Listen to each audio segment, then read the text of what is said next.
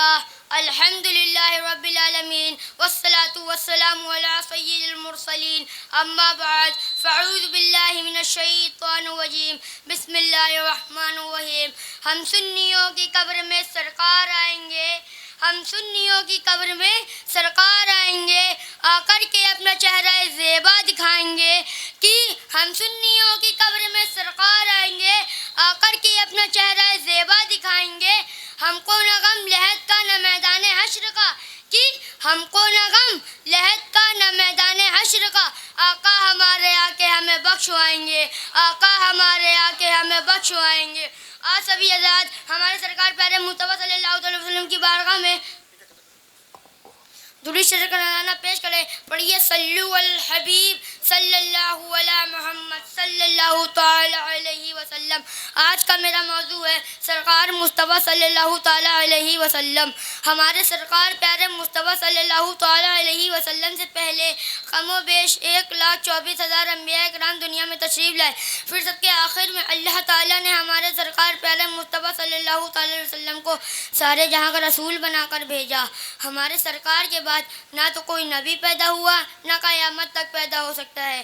دوسرے انبیاء کرام صرف اپنی قوم کی طرف پیغمبر ہو کر تشریف لاتے رہے، مگر ہمارے سرکار پیارے مصطفیٰ صلی اللہ تعالی علیہ وسلم اگرچہ عربی قوم میں پیدا ہوئے مگر آپ صرف عربوں ہی کے ہی نہیں بلکہ دنیا کی تمام قوموں کے نبی ہیں، بلکہ آپ کی نبوت کا دائرہ اس سے وسیع ہے. چنانچہ خود سرکار فرماتے ہیں ارسلت الی الخلق کفات، یعنی میں ہر ایک کے لیے رسول ہو کر آیا ہوں صلی اللہ تعالی علیہ وسلم. اس حدیث کا مطلب یہ ہے کہ ہمارے سرکار پیارے مصطفیٰ صلی اللہ علیہ وسلم انسان، جنات، حیوانات، نباتات، جمادات، فرشتے، زمین، آسمان، سورج، چاند، تارے، عرش و کرسی وغیرہ سب کے رسول اور پیغمبر ہیں، اور ان سب پر پیارے مصطفیٰ صلی اللہ علیہ وسلم کا حکم ماننا واجب ہے.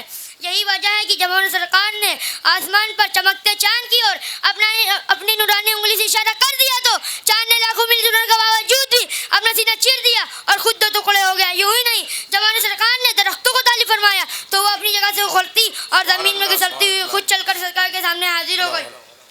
میں آپ کے سامنے 2 حدیث شریف سنانے جا رہا ہوں، آپ اسے غور سے سماعت فرمائیں. پہلی حدیث شریف سماعت فرمائیں. عن انس قال ان اهل مكة سألوا رسول الله صلى الله تعالى عليه وسلم ان يريهم آيات فاروا القمر شقتين حتى رأوا هلال بينهم. بخاری شریف جلد نمبر 1 صفحہ نمبر 524، مسلم شریف جلد نمبر 2 صفحہ نمبر 373، مشکات شریف صفحہ نمبر 524. حضرت انس رضی اللہ تعالیٰ عنہ سے مروی ہے، انہوں نے فرمایا کہ مکہ والوں نے حضور سید عالم صلی اللہ تعالی علیہ وسلم سے کہا کہ آپ کوئی معجزہ دکھائیں، تو سرکار اقدس نے چاند کے 2 ٹکڑے فرما کر انہیں دکھا دیا، یہاں تک کہ مکہ والوں نے ہیرا پہاڑ کو چاند کے 2 ٹکڑوں کے درمیان دیکھا. دوسری حدیث شریف سماعت فرمائیں. عن ابن مسعود قال انشق القمر ولا احد رسول اللہ صلی اللہ تعالی علیہ وسلم فرقتين فرقات فوق الجبل وفرقات دونه. بخاری شریف صفحہ نمبر 721، مشکات شریف صفحہ نمبر 524. حضرت ابن مسعود رضی اللہ عنہ سے روایت ہے، انہوں نے فرمایا کہ رسول کریم علیہ الصلوۃ والتسلیم کے زمانے مبارک میں چاند 2 ٹکڑے ہو گئے، ایک ٹکڑا پہاڑ کے اوپر تھا اور دوسرا ٹکڑا اس کے نیچے.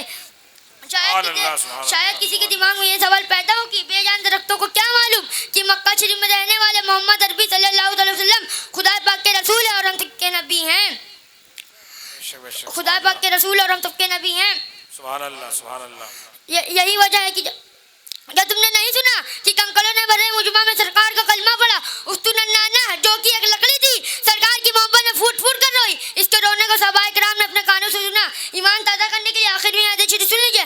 ہمارے سرکار پیارے مصطفیٰ صلی اللہ تعالی علیہ وسلم فرماتے ہیں ما من شیء للہ یعلم الا کفر الجن والانس، یعنی چند بے ایمان جن اور آدمی کو چھوڑ کر باقی عالم کی ساری چیز مجھے اللہ تعالیٰ کا رسول مانتی ہے صلی اللہ تعالی وسلم. میں اپنے گفتگو کو یہیں ختم کرتا ہوں. السلام علیکم ورحمۃ اللہ وبرکاتہ.